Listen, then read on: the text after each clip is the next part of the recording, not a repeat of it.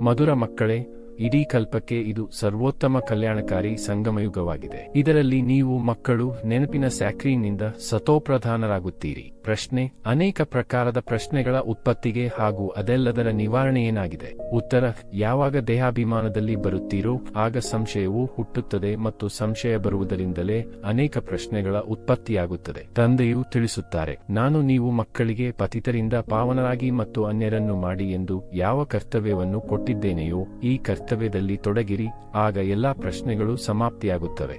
ಗೀತೆ: ನಿಮ್ಮನ್ನು ಪಡೆದ ನಾನು ಜಗತ್ತನ್ನೇ ಪಡೆದೆನು.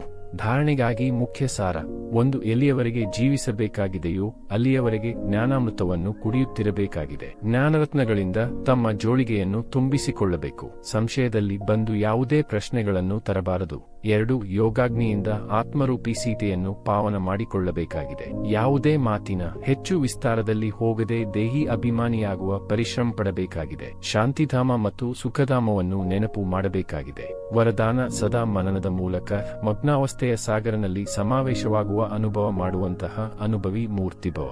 ಸ್ಲೋಗನ್: ಯಾರ ಪ್ರತಿ ಸಂಕಲ್ಪ ಪ್ರತಿ ಸೆಕೆಂಡ್ ಸಮರ್ಥವಾಗಿರುವುದೋ ಅವರೇ ಜ್ಞಾನ ಸ್ವರೂಪ ಆತ್ಮರಾಗಿದ್ದಾರೆ.